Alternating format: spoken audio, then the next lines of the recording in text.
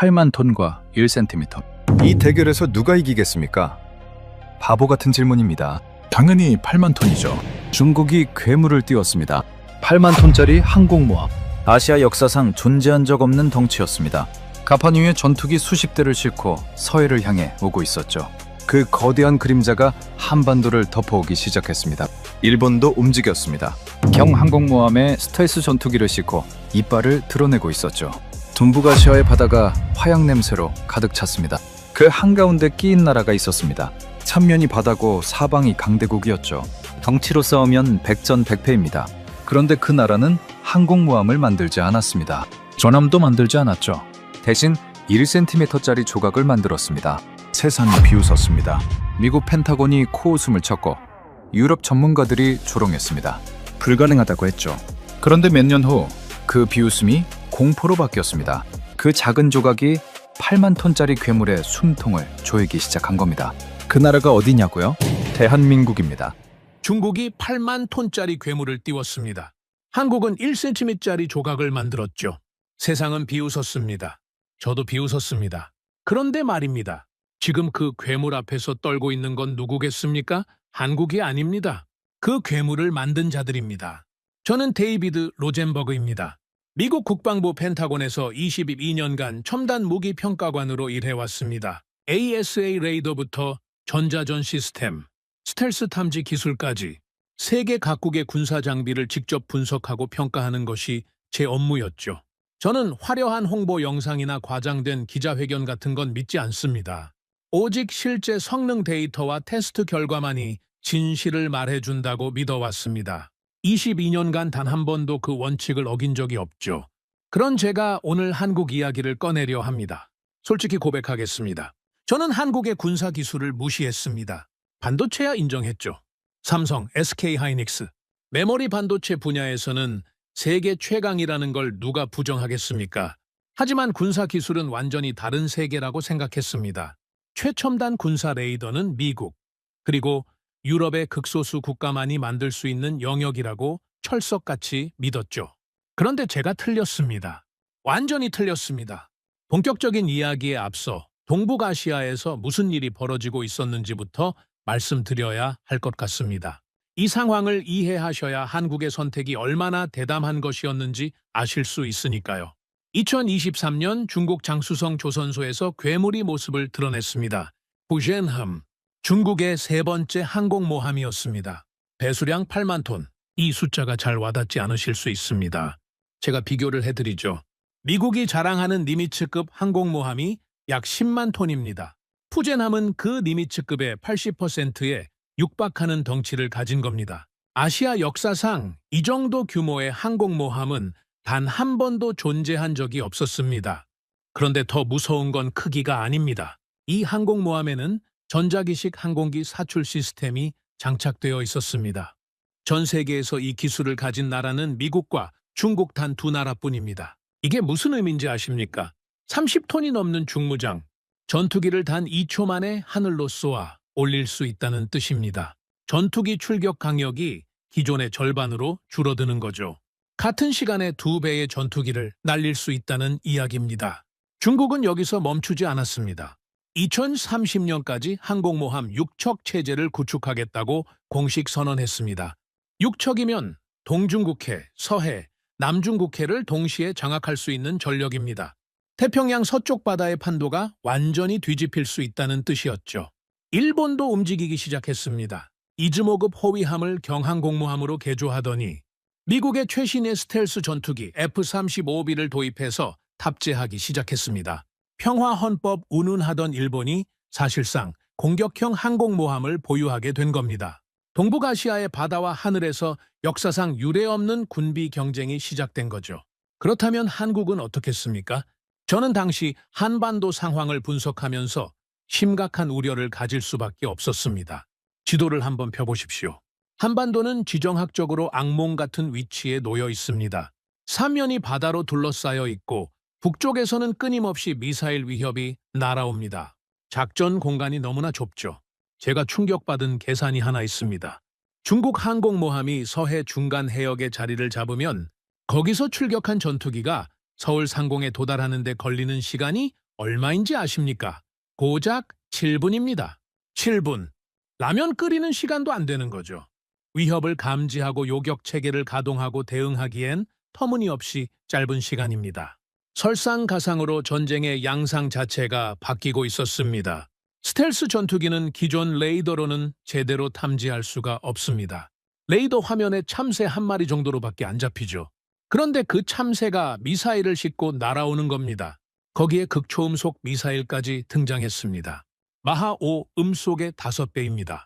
서해에서 발사하면 3분도 안 돼서 한반도 전역이 사정권에 들어갑니다. 저는 솔직히 걱정이 됐습니다. 펜타곤 동료들과 회의할 때 이런 이야기를 나눈 적이 있습니다. 한국이 과연 이 상황을 버텨낼 수 있겠느냐고요. 중국은 8만 톤짜리 항공모함을 찍어내고 있고 일본은 공격형 해상 전력을 빠르게 키우고 있는데 한국은 뭘로 대응하겠다는 건가? 항공모함 경쟁에 뛰어들 국력도 시간도 없는 상황 아니냐고요. 그런데 말입니다. 한국은 전혀 다른 길을 선택했습니다. 8만 톤짜리 괴물을 만드는 대신 1cm짜리 조각을 만들기 시작한 겁니다. 처음 그 보고서를 받아들었을 때 저는 피식 웃었습니다. 1cm짜리 반도체로 전쟁의 판도를 바꾸겠다고요? 농담입니까? 8만 톤 항공모함 앞에서 그깟 반도체 조각이 무슨 의미가 있겠습니까? 저는 그 보고서를 책상 한쪽에 던져두었습니다. 그리고 6개월 후 저는 그 행동을 죽도록 후회하게 됩니다. 그 작은 조각의 정체는 질화갈륨 반도체였습니다. 세계 군사 기술의 판도를 뒤흔들 핵심 소재죠. 그리고 한국이 이 반도체를 기반으로 개발한 레이더 시스템의 성능, 데이터가 제 책상 위에 다시 올라왔을 때 저는 읽던 서류를 떨어뜨렸습니다. 손이 떨렸습니다. 22년간 전 세계 군사 기술을 분석해온 제가 이런 경험을 한 건 처음이었습니다. 미국도 유럽도 아닌 한국에서 이런 수치가 나왔다고요? 이게 가능한 겁니까? 도대체 한국에서 무슨 일이 벌어지고 있는 겁니까? 질화갈륨, 영어로는 갈륨 나이트라이드, 화학 기호로는 GaN이라고 부릅니다. 저는 이 물질의 이름을 처음 들었을 때 별 관심이 없었습니다. 반도체 소재야 매년 새로운 게 쏟아지니까요. 그런데 이 손톱만 한 물질이 제 22년 경력의 모든 상식을 박살낼 줄은 정말 몰랐습니다. 한 가지 확실히 말씀드리겠습니다. 이 기술을 가진 나라가 하늘을 지배합니다. 과장이 아닙니다. 현대전에서 하늘을 지배하는 자가 전쟁을 이기고 하늘을 빼앗긴 자는 무릎을 꿇습니다. 그리고 하늘의 지배권을 결정하는 핵심이 바로 레이더입니다. 먼저 보는 쪽이 먼저 쏩니다. 먼저 쏘는 쪽이 이기는 거죠. 이게 공중전의 절대 법칙입니다. 그렇다면 레이더의 성능을 결정하는 건 뭐겠습니까? 바로 반도체입니다. 레이더의 심장부에는 송수신 모듈이라는 부품이 들어갑니다. 이 모듈이 전파를 쏘고 돌아오는 신호를 잡아내는 거죠. 그런데 이 모듈의 성능을 좌우하는 게 바로 반도체입니다. 반도체가 얼마나 강한 출력을 내느냐, 얼마나 높은 열을 견디느냐, 이게 레이더 성능의 전부라 해도 과언이 아닙니다. 지금까지 전 세계 군사용 레이더에는 갈륨 비소라는 반도체가 사용되어 왔습니다. 화학 기호로는 GAAS라고 하죠. 미국의 F-22 랩터, F-35 라이트닝, 유럽의 유로파이터 타이푼, 세계 최강이라 불리는 전투기들의 레이더에 전부 이 갈륨 비소 반도체가 들어가 있습니다. 수십 년간 검증된 기술이죠. 그런데 이 갈륨 비소에는 아무도 넘지 못한 벽이 있었습니다. 출력의 한계입니다. 레이더가 더 멀리 보려면 더 강한 전파를 쏴야 합니다. 스텔스기처럼 작은 목표물을 잡으려면 더 정밀한 신호가 필요하고요. 그런데 갈륨 비소는 일정 수준 이상의 출력을 내면 열을 견디지 못합니다. 반도체가 녹아버리는 거죠. 전 세계 최고의 엔지니어들이 수십 년간 이 문제와 씨름했습니다. 하지만 물리적 한계를 뛰어넘을 수는 없었습니다. 그래서 각국이 눈을 돌린 소재가 바로 질화갈륨입니다. 이 물질은 갈륨 비소와는 차원이 다릅니다. 같은 크기에서 뽑아내는 출력이 10배가 넘습니다. 10배입니다. 열을 견디는 한계 온도는 섭씨 300도 이상 높고요. 무슨 말인지 아시겠습니까? 더 작은 부품으로 더 강력한 전파를 쏘면서도 녹지 않는다는 뜻입니다. 전투기를 생각해 보십시오. 전투기 기수에 레이더가 들어가는데 공간이 한정되어 있습니다. 이 좁은 공간에 얼마나 강력한 레이더를 우겨 넣느냐가 전투기의 눈을 결정합니다. 같은 공간에 10배 강력한 레이더가 들어간다면 어떻게 되겠습니까? 탐지 거리가 2배, 3배로 늘어납니다. 스텔스기도 더 멀리서 잡아냅니다. 적은 아직 아무것도 모르는데 우리는 이미 적을 조준하고 있는 상황이 만들어지는 겁니다. 그래서 미국, 유럽, 일본 전부 이 기술에 국가의 명운을 걸었습니다. 그런데 문제가 있습니다. 이 물질은 만들기가 지옥 같습니다. 질화갈륨은 결정 구조를 성장시키는 과정에서 결함이 너무나 쉽게 생깁니다. 머리카락 굵기에 1000분의 1도 안 되는 미세한 균열이 생기면 끝입니다. 그 반도체는 바로 쓰레기가 되죠. 군사용으로는 절대 쓸 수 없습니다. 고출력을 견뎌야 하는데 티끌 하나가 전체를 망가뜨리기 때문입니다. 미국에서도 이 기술을 안정화시키는데 20년이 넘게 걸렸습니다. 천문학적인 돈을 쏟아붓고 숱한 실패를 반복한 끝에 겨우 양산체제를 갖춘 겁니다. 그래서 국제방산업계에서는 군사용 질화갈륨 반도체를 만들 수 있는 나라를 손가락으로 꼽았습니다. 미국, 프랑스, 영국, 일본, 이 네 나라 정도였죠. 중국도 천문학적인 자본을 투입하고 있지만 아직 미국 수준에는 한참 못 미친다는 게 중론이었습니다. 그렇다면 한국은요? 솔직히 말씀드리겠습니다. 한국은 논의 대상조차 아니었습니다. 한국이 반도체 강국인 건 압니다. 메모리 반도체에서는 세계 최고죠. 삼성, SK하이닉스, 누가 부정하겠습니까? 하지만 군사용 화합물 반도체는 완전히 다른 세계입니다. 메모리 반도체 잘 만든다고 질화갈륨을 만들 수 있는 게 아닙니다. 전혀 다른 장비, 전혀 다른 공정, 전혀 다른 노하우가 필요하거든요. 2019년 국제방산 컨퍼런스에서 한국의 질화갈륨 개발 소식이 처음 전해졌을 때 분위기가 어땠는지 아십니까? 실소가 터졌습니다. 유럽의 한 방산 전문가가 이렇게 말했습니다. 질화갈륨 레이더는 장난감이 아니라고요. 수십 년의 기술 축적 없이 갑자기 뛰어들어서 될 일이 아니라고요. 미국도 20년 걸렸는데 한국이 몇 년 만에 해내겠다는 건 망상에 가깝다고 했습니다. 저도 비슷하게 생각했습니다. 방산 기술에는 보이지 않는 장벽이 있습니다. 미국과 유럽이 수십 년간 쌓아온 실패의 데이터들. 이건 돈으로 살 수 없습니다. 직접 수천 번 부딪히고 실패하고 다시 일어서면서 몸으로 체득하는 겁니다. 한국이 아무리 반도체를 잘 만들어도 이 벽을 몇 년 만에 넘을 수는 없다고 봤죠. 그래서 저는 한국의 질화갈륨 프로젝트를 관심 목록에서 지워버렸습니다. 시간 낭비라고 생각했으니까요. 그로부터 3년이 흘렀습니다. 어느 날 제 책상 위에 한 통의 보고서가 올라왔습니다. 한국발 기술 보고서였습니다. 저는 별 생각 없이 첫 장을 넘겼습니다. 그리고 멈췄습니다. 한국이 질화갈륨 기반 ASA 레이더 개발에 성공했다는 내용이었습니다. 성공이라는 단어로는 부족합니다. 문제는 그 성능 수치였습니다. 탐지 거리, 예상을 뛰어넘었습니다. 동시 추적 가능 표적수, 제가 알던 기준을 훌쩍 넘겼습니다. 전자전 대응 능력, 믿기 어려운 숫자가 적혀 있었습니다. 이게 실험실 데이터가 아니었습니다. 실제 비행 테스트 결과였죠. 저는 보고서가 잘못된 줄 알았습니다. 출처를 3번 확인했습니다. 한국 측에서 과장한 홍보 자료가 아닌지 의심했습니다. 아니었습니다. 데이터는 진짜였습니다. 저는 펜을 놓았습니다. 창밖을 멍하니 바라봤습니다. 22년간 전 세계 군사 기술을 분석해 왔는데 이런 충격은 처음이었습니다. 그때 문득 3년 전 그 유럽 전문가의 얼굴이 떠올랐습니다. 한국을 비웃던 그 표정 말입니다. 지금 그 사람은 어떤 얼굴을 하고 있을까요? 저는 속으로 웃었습니다. 한국이 해낸 겁니다. 세계가 불가능하다고 비웃던 그 일을 정말로 해냈습니다. 그런데 한 가지 의문이 머리를 떠나지 않았습니다. 도대체 어떻게 한 겁니까? 미국도 20년 걸린 기술을 한국은 어떻게 이 속도로 따라잡은 겁니까? 저는 그 답을 찾기 위해 한국의 레이더 기술을 본격적으로 파고들기 시작했습니다. 그리고 저는 또 한 번 충격을 받게 됩니다. 군사 전문가들 사이에 전해지는 말이 있습니다. 현대전에서 ASA 레이더가 없으면 눈뜬 장님이나 다름없다고요. 저는 이 말보다 정확한 표현을 들어본 적이 없습니다. ASA. 우리는 이것을 신의 눈이라 부릅니다. 이 기술을 가진 쪽은 전장 전체를 손바닥 보듯 내려다봅니다. 적이 어디서 오는지, 몇 대인지, 속도는 얼마인지 전부 파악하죠.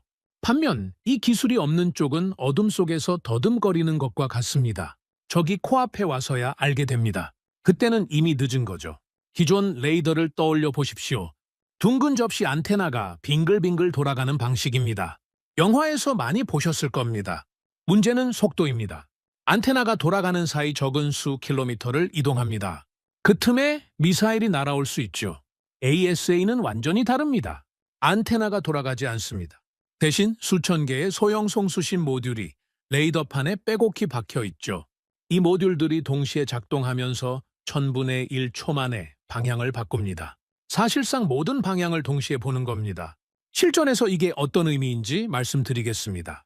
적 전투기 20대가 사방에서 날아옵니다. 기존 레이더로는 한 대씩 차례로 잡아야 합니다. 그 사이 나머지가 파고들죠. 그런데 ASA는 20대를 동시에 잡습니다.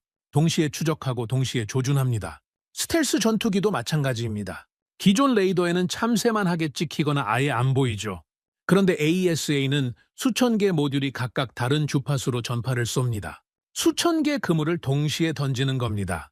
스텔스기가 아무리 숨어도 이 촘촘한 그물망을 완전히 빠져나갈 수 없습니다. 가장 무서운 건 전자전 대응입니다.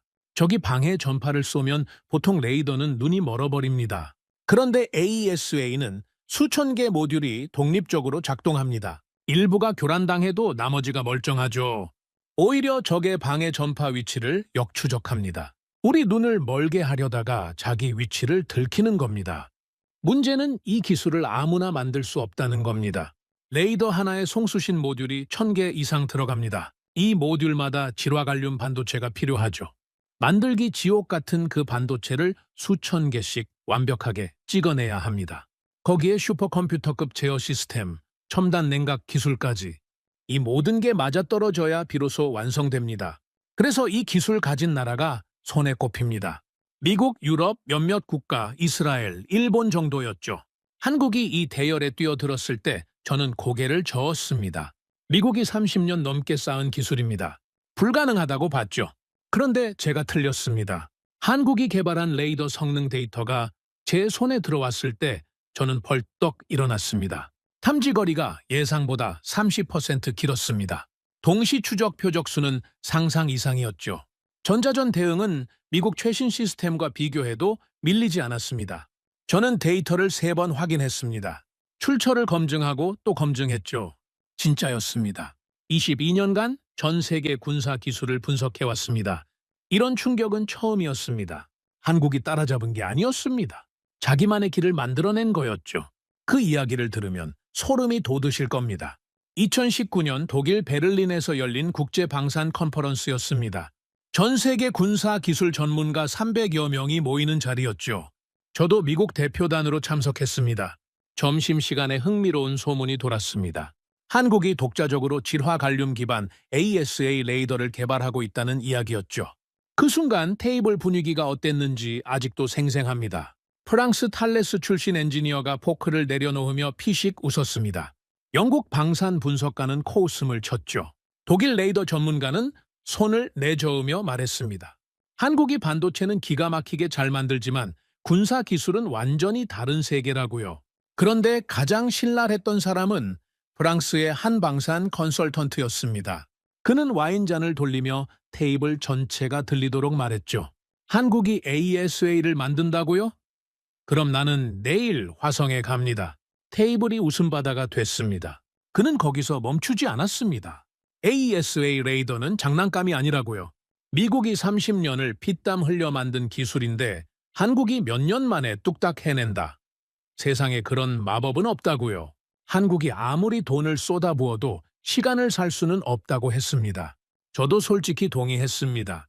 방산 기술에는 보이지 않는 장벽이 있습니다. 설계도만 있다고 되는 게 아니죠. 수천 번 실패하고 깨지면서 몸으로 체득하는 노하우가 필요합니다. 어떤 온도에서 반도체가 안정적으로 자라는지, 어떤 조건에서 불량이 터지는지, 이런 건 교과서에 없습니다. 미국은 그 과정을 30년 넘게 거쳤습니다. 천문학적인 돈과 수만 명의 엔지니어가 밤을 새워 쌓은 기술이죠. 그걸 한국이 몇 년 만에요? 불가능하다고 봤습니다. 저는 한국 프로젝트를 관심 목록에서 지워버렸죠. 그로부터 3년이 흘렀습니다. 2022년 같은 장소, 같은 컨퍼런스였습니다. 저는 또 미국 대표단으로 참석했죠. 점심 테이블에서 한국 이야기가 나왔습니다. 그런데 아무도 웃지 않았습니다. 프랑스 엔지니어는 고개를 숙이고 접시만 쳐다보고 있었습니다. 영국 분석가는 어색하게 물만 마셨죠. 독일 전문가는 한숨을 쉬며 말했습니다. 우리가 한국을 완전히 잘못 봤다고요. 3년 전 그렇게 비웃던 프랑스 컨설턴트는 자리에 없었습니다. 나중에 들으니 한국 기술 보고서를 본 뒤로 며칠간 충격에서 헤어나오지 못했다고 하더군요. 자기가 화성 간다고 했던 그 말이 얼마나 창피했겠습니까? 무슨 일이 있었던 걸까요? 한국이 해낸 겁니다. 세계가 불가능하다고 비웃고 조롱하던 그 일을 진짜로 해내버린 겁니다. 저는 그때부터 한국 기술을 본격적으로 파고들기 시작했습니다. 도대체 어떻게 한 건지 알아야 했죠. 파면 팔수록 놀라웠습니다. 한국은 미국을 따라가지 않았습니다. 전혀 다른 길을 만들어냈죠. 한국에는 세계 최고의 반도체 인프라가 있었습니다. 삼성과 SK가 수십 년간 쌓아온 초정밀 공정 기술, 수율 관리 노하우, 품질 검사 시스템. 한국 연구원들은 이걸 군사용 반도체에 접목시킨 겁니다. 미국이 30년간 맨 땅에서 쌓아 올린 것들을 한국은 이미 가지고 있었던 거죠. 다만 세상이 눈치채지 못했을 뿐입니다. 그리고 결정적인 게 하나 더 있었습니다. 한국 연구원들의 집념입니다. 저는 개발 과정을 추적하다가 가슴이 먹먹해지는 이야기를 들었습니다. 국방과학연구소 연구원들이 몇 년간 집에 거의 가지 못했다고 합니다. 연구소 바닥에서 쪽잠을 자고 일어나 다시 실험했다고요. 반도체 결정에 문제가 생기면 밤새 원인을 분석하고 새벽에 바로 다음 테스트에 들어갔다고 합니다. 왜 그렇게까지 했겠습니까? 중국의 8만 톤짜리 항공모함이 서해에 떠 있습니다. 일본은 공격형 해상 전력을 키우고 있죠. 한반도는 강대국 사이에 끼어 있습니다. 실패하면 나라의 하늘이 뚫리는 겁니다. 그 절박함이 그들을 내몬 거죠.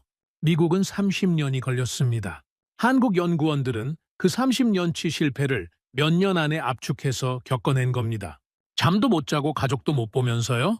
저는 그 이야기를 듣고 한동안 아무 말도 못했습니다. 기술의 문제가 아니었습니다. 의지의 문제였습니다. 나라를 지키겠다는 절박한 의지. 그게 불가능을 가능으로 바꾼 겁니다. 3년 전 베를린에서 한국을 비웃던 전문가들 얼굴이 떠올랐습니다. 지금 그들은 어떤 심정일까요? 저는 속으로 웃었습니다. 통쾌했습니다. 세상이 비웃을 때 한국은 이미 칼을 갈고 있었습니다. 2010년대 중반 한국 국방과학연구소에 극비 프로젝트 팀이 꾸려졌습니다. 미션은 단 하나. 세계 최고 수준의 ASA 레이더를 우리 손으로 만들어라. 쉽게 말하면 불가능에 도전하라는 명령이었습니다. 당시 한국의 현실을 말씀드려야 합니다. 질화갈륨 군사용 반도체 기술이 전무했습니다. ASA 레이더 설계 경험도 없었죠. 미국이나 유럽에서 기술을 사려 해도 팔지 않았습니다. 핵심 군사 기술은 동맹국에도 절대 안 넘기거든요. 미국 기술 문헌을 어렵게 구해봐도 핵심 부분은 전부 시커멓게 칠해져 있었습니다. 맨 땅에 헤딩해야 하는 상황이었습니다. 연구원들이 처음 모였을 때 한 선임 연구원이 이렇게 말했다고 합니다. 솔직히 막막했다고요. 설계도도 없고 경험도 없고 물어볼 것도 없었다고요. 어디서부터 시작해야 할지 아무도 몰랐다고 합니다. 그런데 그들은 포기하지 않았습니다. 한 연구원의 말이 아직도 기억납니다. 할 수 없으면 만들어야죠. 우리가 안 하면 누가 합니까? 이 나라 하늘은 우리가 지켜야죠. 한국 연구원들은 전략을 세웠습니다. 미국의 길을 따라가지 않기로 했습니다. 한국만의 길을 만들기로 한 거죠. 첫 번째 무기는 대한민국의 반도체 인프라였습니다. 삼성과 SK가 수십 년간 쌓아온 초정밀 공정 기술이 있었습니다. 나노미터 단위 오차도 허용하지 않는 품질 관리, 불량률을 극한까지 낮추는 수율 개선 노하우, 세계 어느 나라도 따라올 수 없는 수준이었죠. 연구원들은 이 인프라를 군사용 반도체에 접목시키기로 했습니다. 두 번째 무기는 대한민국의 협력 체계였습니다. 국방과학연구소 혼자 한 게 아닙니다. 국내 방산 기업들, 대학 연구실들, 민간 반도체 업체들이 전부 힘을 합쳤습니다. 한 연구원은 이렇게 표현했죠. 대한민국 기술력의 총력전이었다고요. 그리고 세 번째 무기가 있었습니다. 이게 결정적이었습니다. 절박함입니다. 미국은 여유가 있었습니다. 30년을 투자할 수 있었죠. 실패해도 다시 할 시간이 있었습니다. 세계 최강국이니까요. 한국은 달랐습니다. 시간이 없었습니다. 중국의 8만 톤짜리 항공모함이 이미 서해에 그림자를 들이우고 있었고 일본은 빠르게 무장하고 있었습니다. 실패하면 나라의 하늘이 뚫립니다. 그 절박함이 연구원들을 밤새 연구실에 붙잡아 둔 거죠. 그런데 개발 과정은 지옥이었습니다. 첫 번째 시도, 실패했습니다. 질화갈륨 결정이 제대로 자라지 않았습니다. 현미경으로 들여다보면 미세한 균열이 거미줄처럼 퍼져 있었죠. 반도체가 전부 불량이었습니다. 두 번째 시도, 또 실패했습니다. 결정은 자랐는데 출력을 올리자 모듈이 타버렸습니다. 연구실에 타는 냄새가 진동했죠. 몇 달간의 작업이 한순간에 제로 변했습니다. 세 번째 시도, 냉각 시스템이 감당을 못했습니다. 온도가 치솟으면서 장비가 멈춰버렸죠. 한 문제를 해결하면 다른 문제가 터졌습니다. 끝이 보이지 않았습니다. 연구원들 사이에서 회의론이 나오기 시작했습니다. 우리가 정말 할 수 있는 건가? 미국도 30년 걸린 건데 포기해야 하는 거 아닌가? 그때 프로젝트 책임자가 연구원들을 모아놓고 말했다고 합니다. 포기하면 끝입니다. 우리가 포기하는 순간 대한민국의 하늘은 남의 손에 맡겨집니다. 우리 자식들이 살아갈 이 나라의 하늘을 우리가 포기할 겁니까? 아무도 대답하지 못했습니다. 그날 이후 연구원들의 눈빛이 달라졌다고 합니다. 퇴근이란 건 없어졌습니다. 연구소 바닥에서 서너 시간 쪽잠을 자고 일어나 다시 실험했습니다. 가족 얼굴을 몇 달씩 못 보는 게 일상이었죠. 한 연구원은 아이 돌잔치에도 가지 못했습니다. 아내에게서 전화가 왔을 때 그는 타버린 모듈을 분석하고 있었다고 합니다. 전화기 너머로 아이 우는 소리가 들렸지만 그는 끊어야 했습니다. 실험이 막바지였거든요. 그렇게 몇 년이 흘렀습니다. 수백 번의 실패를 겪었습니다. 미국이 30년간 겪은 시행착오를 한국 연구원들은 몇 년 안에 전부 압축해서 경험한 겁니다. 잠도 못 자고 가족도 못 보면서요. 그리고 어느 날이었습니다. 실험실 모니터에 데이터가 떴습니다. 연구원 한 명이 숫자를 확인하다가 손을 멈췄습니다. 옆에 있던 동료를 불렀죠. 두 사람이 화면을 들여다봤습니다. 말이 없었습니다. 질화갈륨 결정이 완벽하게 자라나 있었습니다. 출력이 안정적으로 나왔습니다. 모듈이 타지 않았습니다. 수천 개의 반도체가 균일한 성능을 내고 있었죠. 처음에는 아무도 믿지 못했습니다. 장비 오류인 줄 알았죠. 데이터를 10번, 20번 다시 확인했습니다. 오류가 아니었습니다. 진짜였습니다. 그 순간 연구실에서 무슨 일이 벌어졌는지 아십니까? 아무도 말을 못했다고 합니다. 몇 년간 이를 악물고 버텨온 사람들이었습니다. 가족도 못 보고 잠도 못 자면서 오직 이 순간만을 위해 달려온 사람들이었죠. 한 연구원이 먼저 울었습니다. 그걸 보고 옆 사람도 울었습니다. 연구실 전체가 눈물바다가 됐다고 합니다. 서로 얼싸안고 펑펑 울었다고요. 몇 년간 참았던 모든 것들이 한꺼번에 터진 겁니다. 미국이 30년 걸린 일을 한국은 단 몇 년 만에 해냈습니다. 세계가 불가능하다고 비웃던 그 일을 대한민국의 연구원들이 해낸 겁니다. 저는 그 이야기를 듣고 한동안 말을 잃었습니다. 펜타곤에서 22년을 일했지만 이런 경우는 처음이었습니다. 그런데 진짜 시험은 이제부터였습니다. 연구실에서 성공했다고 끝이 아니니까요. 이 레이더가 실제 전투기에 장착됐을 때 제대로 작동하는지 증명해야 했습니다. 그 시험 결과가 세상을 뒤집어 놓게 됩니다. 연구실에서 성공했다고 끝이 아닙니다. 진짜 전쟁터에서 작동해야 의미가 있죠. 이제 한국의 레이더는 가장 혹독한 시험대에 올라야 했습니다. 저는 이 소식을 듣고 속으로 생각했습니다. 여기서 무너질 수도 있다고요. 연구실에서 완벽하던 기술이 실전 테스트에서 맥없이 주저앉는 경우를 수없이 봐왔거든요. 진동, 극한 온도, 전자기 간섭, 전투기 환경은 지옥입니다. 문제는 바로 터졌습니다. 레이더를 전투기에 장착하는 순간 신호가 엉망이 됐습니다. 연구실에서는 깔끔하게 나오던 데이터가 쓰레기가 된 거죠. 전투기 내부의 다른 전자 장비들이 레이더를 방해하고 있었습니다. 연구원들 사이에 침묵이 흘렀습니다. 몇 년을 바쳐서 만든 기술이 첫 테스트에서 무너지고 있었죠. 한 연구원은 그날 밤 연구소 옥상에서 혼자 담배를 피웠다고 합니다. 손이 떨려서 불을 붙이기가 어려웠다고요. 포기할 수 없었습니다. 일주일간 밤낮 없이 매달렸습니다. 차폐막을 새로 설계하고 주파수를 조정했죠. 문제를 해결했습니다. 그런데 다음 지옥이 기다리고 있었습니다. 고도 테스트였습니다. 전투기가 10,000m 이상 올라가면 온도가 영하 50도까지 떨어집니다. 그 극한 환경에서 반도체가 버텨야 합니다. 첫 번째 고도 테스트. 영하 40도 구간에서 출력이 뚝 떨어졌습니다. 신호가 끊겼죠. 모니터가 까맣게 변했습니다. 연구원들이 굳어버렸습니다. 몇 년간의 노력이 물거품이 되는 건가? 그 생각이 모두의 머릿속을 스쳤다고 합니다. 한 연구원은 화장실에 가서 벽을 쳤다고 해요. 주먹이 피가 났지만 아프지도 않았다고요. 하지만 그들은 무너지지 않았습니다. 원인을 찾아냈습니다. 냉각 시스템 부품이 극저온에서 수축하면서 회로 연결이 불안정해진 거였죠. 부품을 새로 설계하고 소재를 바꿨습니다. 두 번째 고도 테스트. 영하 50도까지 버텼습니다. 신호가 안정적이었습니다. 연구원들이 환호했지만 긴장을 풀 수 없었습니다. 가장 무서운 테스트가 남아 있었기 때문입니다. 전자전 대응 테스트. 실전에서 적은 가만히 있지 않습니다. 강력한 방해 전파로 우리 레이더를 눈멀게 만들려고 하죠. 이 전자전 환경에서 살아남아야 진짜 무기입니다. 테스트 당일이었습니다. 강력한 재밍 신호가 레이더를 향해 발사됐습니다. 연구원들이 모니터를 주시했습니다. 화면이 흔들렸습니다. 노이즈가 치솟았죠. 숨이 멎는 순간이었습니다. 끝인가? 누군가 중얼거렸습니다. 그런데 레이더가 버텼습니다. 흔들리던 화면이 안정을 찾았습니다. 재밍 신호를 뚫고 표적을 다시 잡아냈죠. 여기서 끝이 아닙니다. 레이더가 역습을 시작했습니다. 적의 재밍 신호 발신 위치를 역추적한 겁니다. 우리 눈을 멀게 하려던 적의 위치가 오히려 화면에 떴습니다. 사냥꾼이 사냥감이 된 거죠. 테스트장에 환호가 터졌습니다. 그러나 아직 마지막 관문이 남아 있었습니다. 실제 비행 테스트. 지상에서 아무리 잘 돼도 하늘에서 날려봐야 진짜입니다.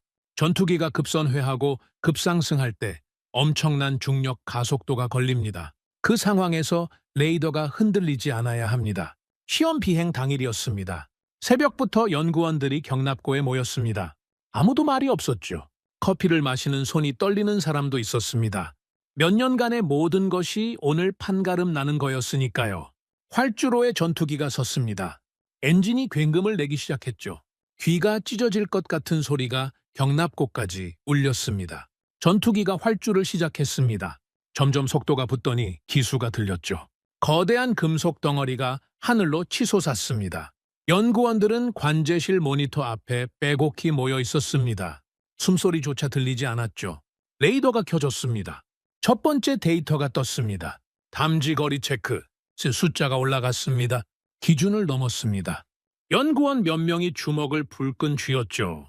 전투기가 급선회를 시작했습니다. 파일럿에게 엄청난 중력 가속도가 걸렸습니다. 레이더에도 부하가 쏟아졌죠. 모니터 앞에서 누군가 기도하듯 손을 모았습니다. 버텼습니다. 동시 추적 표적수 체크. 숫자가 떴습니다. 예상을 뛰어넘었습니다. 전자전 대응 체크. 완벽했습니다.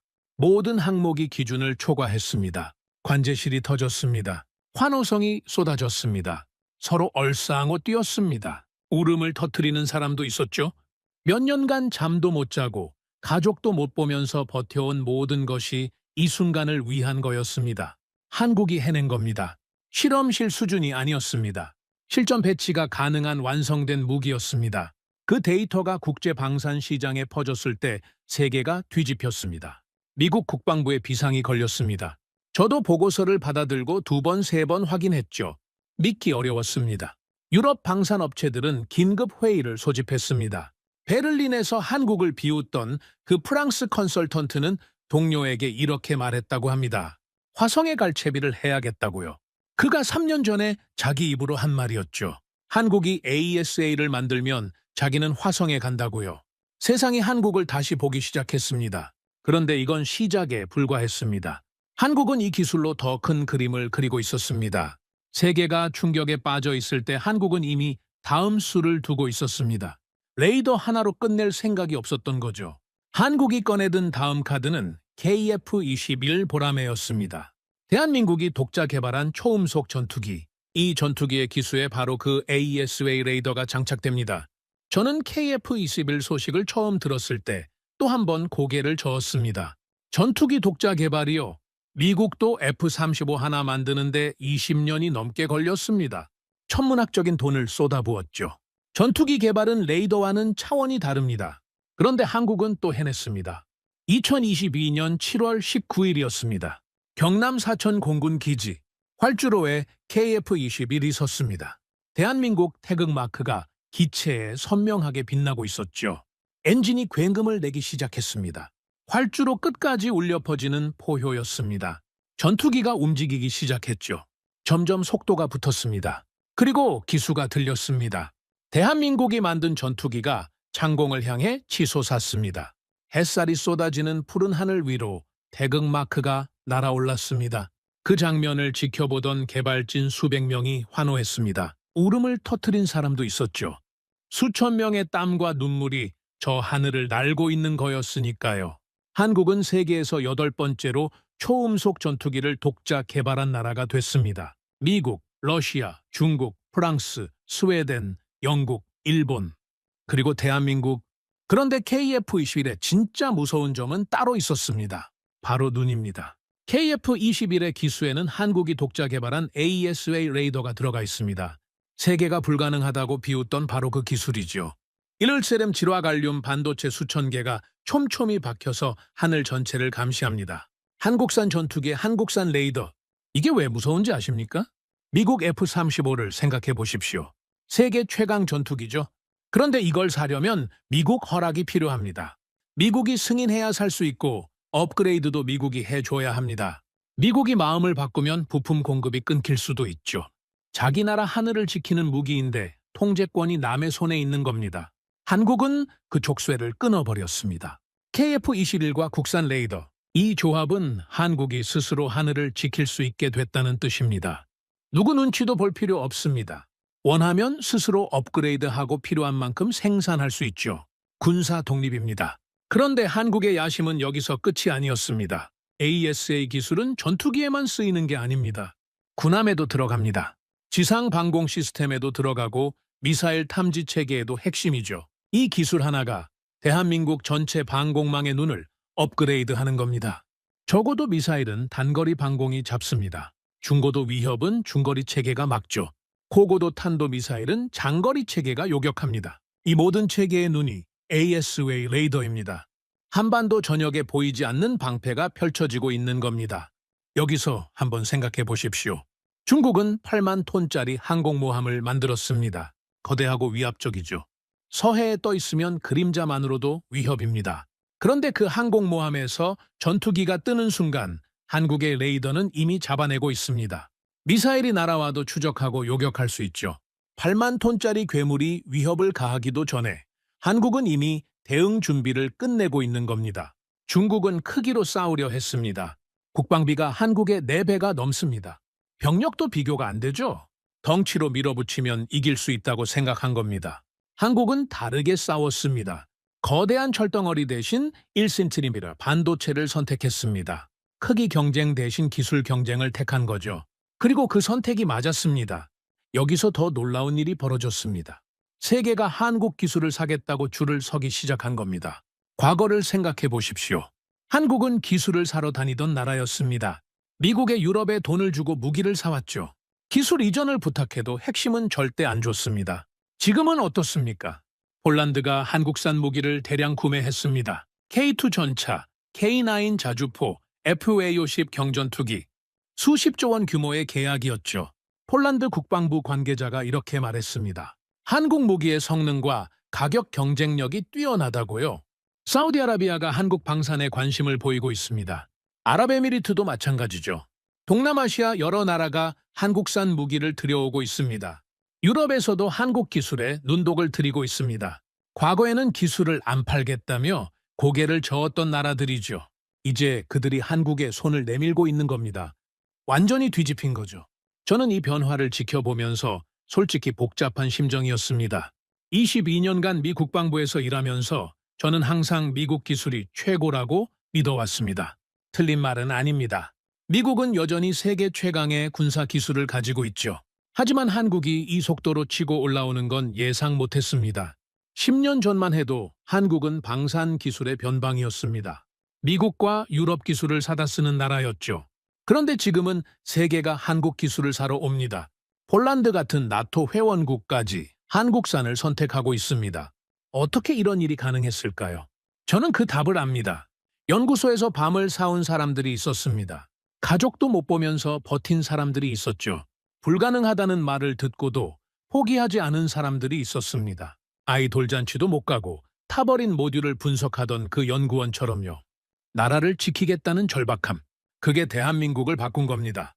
저는 펜타곤에서 22년을 일하면서 수많은 나라의 기술을 봐왔습니다. 그런데 한국처럼 빠르게, 한국처럼 처절하게 기술을 개발한 나라는 본 적이 없습니다. 대한민국은 달랐습니다. 진짜 달랐습니다. 저는 22년간 미국이 최고라고 믿었습니다. 펜타곤에서 세계 각국의 무기를 평가하면서 단 한 번도 그 믿음이 흔들린 적이 없었죠.